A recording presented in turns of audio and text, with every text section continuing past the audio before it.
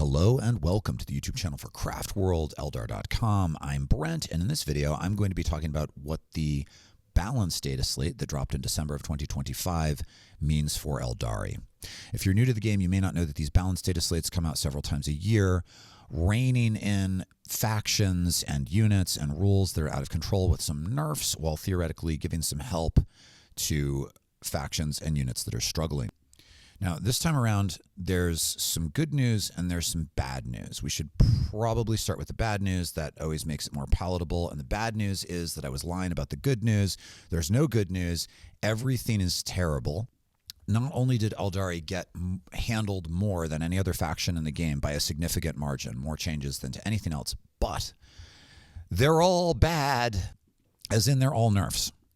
It is as though Eldred himself were showering after a difficult practice and came into the locker room to find the entire GW design team with socks full of doorknobs, swinging them menacingly. And what happened next was an elf hate crime. I'm not going to sugarcoat it, people. This was pretty terrible. Presumably in an effort to rein in the one flavor of Aeldari list that was still making it to the podium at GTs, generally somewhere in the world, at least once a week. Many of the tools that were appearing in those types of lists have received a double nerf. So there are both points increases and rewrites of rules that we were relying on to play War Host and Aspect Host with a Phoenix Court. So the Eldar lists that have been doing well have typically been what I think of as Phoenix Court lists. You have somewhere between 3 Phoenix Lords in all of them, at least 1 Wave Serpent. They jump in and out of transports, and they do the hit and run elf stuff. There have been other list archetypes that have done well in the last year, but it is not hyperbole to say that well over 90%, probably like 95% of the well-performing lists have been Phoenix Court lists. And these have been beaten like a rug, getting the dust smacked out of it by Victorian children who are allowed no other avenues for violence. Okay, here's what happened. Let's start with, incidentally, I'm going to run you through all of the changes, and then I'm going to talk about some ways to reimagine our Aeldari, play around these. I don't think that you need to just put your elves back on the shelf for the rest of the edition or something, but I do think that this is definitely going to reduce the number of elf lists we see on GT podiums, because these changes have not come with, have not been accompanied by, say, points decreases to units that we weren't seeing. If these came with a bunch of points decreases to like platform weapons and fire prisms and void scar and the Avatar of Cain and other stuff that hasn't really been making it into lists, then that would be one thing. But instead, I think that we are going to be in a tighter place. I do think that there's enough depth to the codex that elves can still be competitive and good, but I do think this is going to reduce our overall competitive rating, although it is somewhat offset by the introduction of Serpent's Brood yesterday. I made a video about the new Harlequin detachment yesterday, which I do think is really good. I think this is just going to massively shift the flavor of Eldar we see on the table and the play style of those elves. So it's not the Ranadandra, it's not the end of everything, and we're still in a much better place than we were in late 8th edition and early 9th edition, but there's no way around the fact that this is pretty rough. Here's what happened. To start with, Warp Spiders are up 10 points to 105 points for 5 models. The 10 model squads that we don't really see didn't change, but the 5 model squads are more expensive. Swooping Hawks have yet another point increase. They're now 95 points for 5. They left the 10 model alone, but I think that one already got jacked. Storm Guardians, of all things, are up 10 points to 110 points. I'm salty about this one. I think it's totally unnecessary and unreasonable. It's just they appear in a lot of the podium lists, in part because they sometimes accompany Eldred when he's in the lists. They did not need a points increase, but they're 110 points now. Lycus is up to 135 points. She is now, I think, the most expensive Phoenix Lord. I think that's true. Jane Czar is up 15 points also to 120. Went from being kind of a bargain at 105 to now just right up there with the other expensive ones. Eldred is up 10 points from 110 to 120. I understand why. Part of what's frustrating about this is it feels unnuanced. It feels like they just identified the units that appear most, gave them all points increases, identified the abilities that were using the most, and took them away. And that just it's too blunt. It's exactly the sort of thing Monkai would do. Fire Dragons, the big squad of Fire Dragons, got yet another increase. It is now another 20 points for the 10 elf squad, such that it is 240 points for 10 Fire Dragons and 120 for 5. That is a lot of points.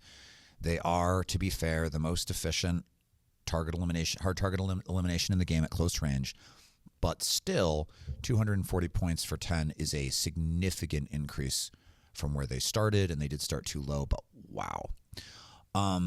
Nevertheless, all of this would be easier to swallow, again, if it came with some points decreases, which it did not. But if it didn't also come with some pretty brutal rules changes. And the rules changes are the things that I'm really most salty about.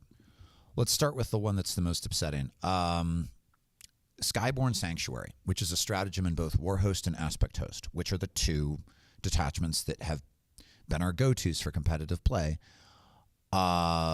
Previously, it let your units just jump back into transports before your opponent could retaliate, and it made it possible for our incredibly fragile elves to play in the midfield without just immediately being eliminated. And now Skyborn Sanctuary can only target units that were eligible to fight during the fight phase, but you still can't use it if you're in engagement range. So you can only use it on a unit that fights something in the fight phase and completely wipes it out. So I guess you could use it on Banshees, I guess. This is a massive change to how Eldar are going to play on the table. The jumping in and out of transport thing was just an absolute staple of the vast majority of Eldari lists.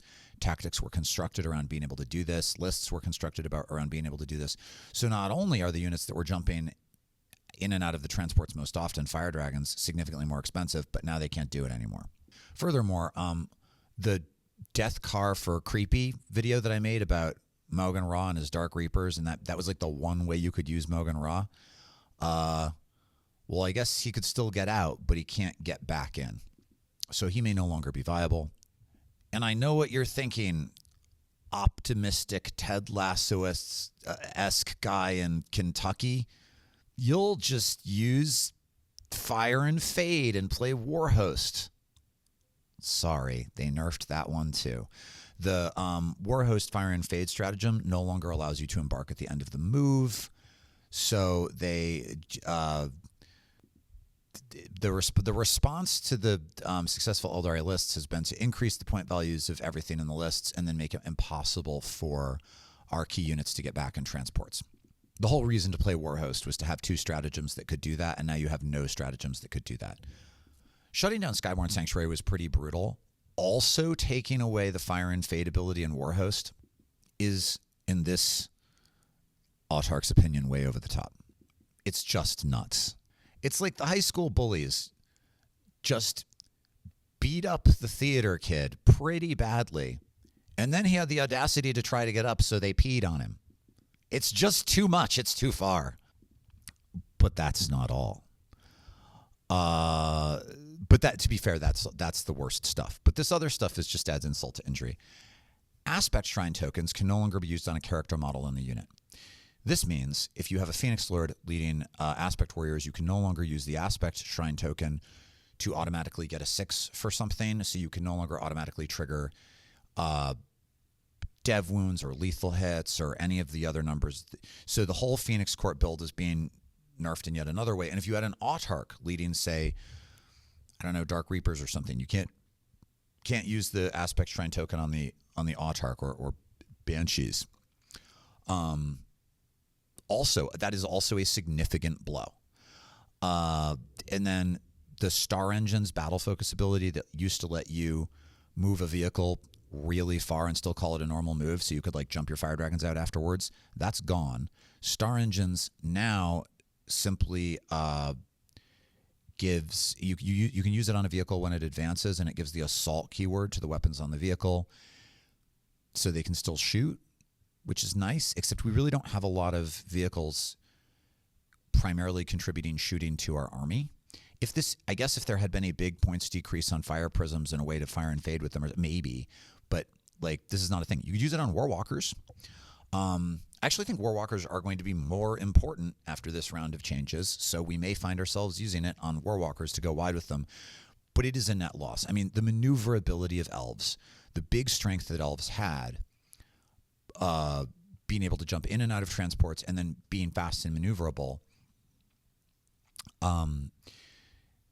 This is yet another nerf. I mean, it's not as significant as the nerfs to Skyborn Sanctuary and Fire and Fade, but it matters. The aspect shrine token thing also matters.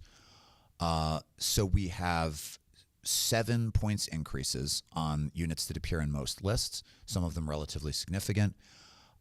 We've lost our 2 probably most important stratagems for the way we've been playing, and you can no longer use aspect shrine tokens to juice character damage output, and our embarked units are less maneuverable with the loss of Star Engines. And there have been no points decreases or rules improvements to any of the units that we weren't using or really able to use. Now, I have a long tradition of keeping this an elf-positive channel, and I try not to be salty. But I have to admit that this whole thing is so brutal and coming at elves from so many different sides that I'm almost surprised they didn't include this like little note on the Warhammer community page, like, and we would encourage all of our players to from now on refer to Aeldari players as knife ears and then cackle or some other newly introduced fun slur. Because although the Phoenix Core Aeldari lists were still doing really well for, really excellent players. Aeldari have traditionally been a high skill cap faction. They were a high skill cap faction.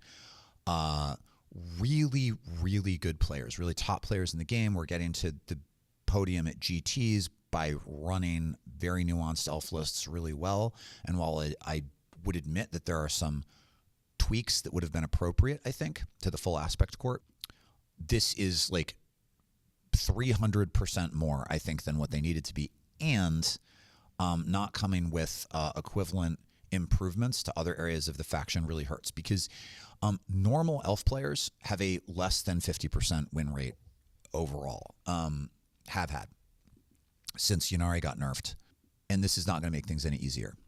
Now, that said, now that we've acknowledged truly and deeply how terrible everything is, I do not think that this is not game over for elves. And once you have entered a period of appropriate mourning, fellow autarchs, and given yourself the opportunity to be a bit mad for a while, which I think you're allowed to do, rethinking how you're going to build lists and what you're going to do, I think I love list building. I think it's really fun. And as salty and frustrated as I was driving to work this morning, I'm also already thinking about how I'm going to build lists that play around this. I think that Windrider Host actually has a lot of play. I think you do need Eldred and Windrider Host because it relies on leaning into its stratagems, and Eldred is a little bit more expensive now, but it's really good. You can jack damage output. You can constantly threaten that you're going to put big units of bikes in your opponent's backfield. Your Shining Spears can advance and charge and jack their damage output when they do. And although it was a minority include before, there were people in the game, sometimes getting to the podiums at GTs, who were doing well with 6 elf units of Shining Spears. So there's more to say about it, but I think Windrider Host has a lot of potential. I think Guardian Battle Host has some potential. It didn't need points increases to Eldred and Storm Guardians, but exactly the right build. I made a video about Guardian Battle Host a while ago, and somebody like got to the finals of a GT with it, and that list would not be much affected by this. Bahareth and 10 Swooping Hawks have been left alone, and their mortal wound output is really good. They can really spam the grenades. And I think that there's an opportunity in Seer Council lists, and those of you who have followed the channel for a long time know that I have a warm place in my heart for Seer Council. In Seer Council lists, you can get some pretty good mortal wound spam going if you throw a grenade, use vehicle shock, use the 10 Swooping Hawks with Bahareth that can reposition, that can spam mortal wounds, and then they've got a Psychic Power Isha's Fury where you roll a d6 for every model in an enemy unit, and on a 3-up, the unit suffers a mortal wound. That's actually brutal, especially into large units. You could make a Seer Council list with pretty decent mortal wound spam that teleports big units of Guardians around the board, packed full of Psychers, pouring out torrent damage and psychic damage, potentially also with a D cannon. I've made videos where I talk about this. There was a time where these builds were doing reasonably well. They got nudged out by the Phoenix Shrine builds because they're just so efficient. And Ozerman with his Dire Avengers can still jump in and out of Falcons. In the full Phoenix Court lists recently, Ozerman and 5 Avengers have been appearing in a Falcon. That combo remains unchanged. Regular Banshees are still really good. Now that Jane Zara is up in points, I might start putting Autarchs back in with fusion guns and glaives. And I think as an alternative to overly relying on Fire Dragons, the combination of mortal wound spam, and then there are ways, I've talked about this in videos before too, there are ways to use Shroud Runners and Warwalkers with their cover stripping and AP increase, along with Eldred, who did get a moderate points increase, and sometimes the ability in Falcons, but to stack bonuses to AP and to wound on units, especially units with volume of fire, in ways that can make stuff like big units of Swooping Hawks that get lethal hits on 6s and can suddenly have AP and +1 to wound to give them real play into very hard targets. And Seer Council, you may remember, still gives you a way to have like a large unit of Dark Reapers in your backfield and make them totally untargetable with Psychic Shield, or teleport a big unit of Guardians with a bunch of extra Warlocks in it and possibly also a platform weapon onto an opponent's flank, absolutely collapse the flank, and then just use Psychic Shield to not be shootable by a big chunk of your opponent's army. And as I said in my video yesterday, Serpent's Brood, the new Harlequin detachment, which I think is at its best with some Craft World units splashed into it.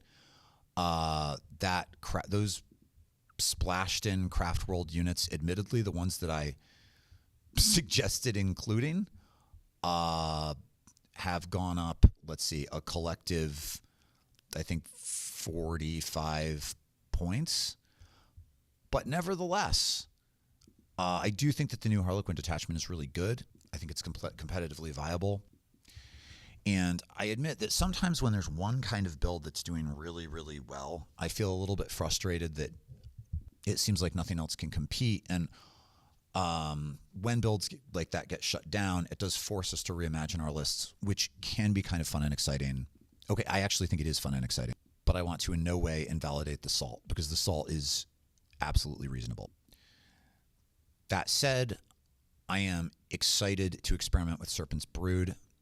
I'm going to have to tinker slightly with the list that I just made for that. I'm excited to return to Seer Council in a big way, and to try out Windrider Host, which, again, I really do think there is play for Windrider Host. And then lastly, there was a guy like a little bit less than a year ago who did really well with a Wraith Host. And I would love to return to messing around with my Wraith lists, even though I remain skeptical about real competitive viability there. I think we have a lot of avenues open to us that are going to be fun and exciting.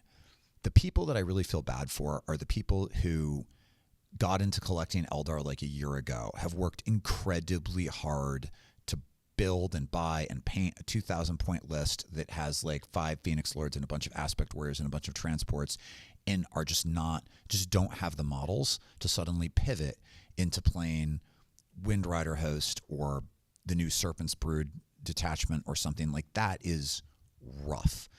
For you guys, I really think you might want to check out Seer Council. And once the dust settles from all of this, I'll make a video on where we're going in 2026. We're also clearly at the end of 10th edition, right? So there's going to be a new edition probably in summer of 2026. But nevertheless, we'll have a big opportunity to reimagine our space elves going into the new year.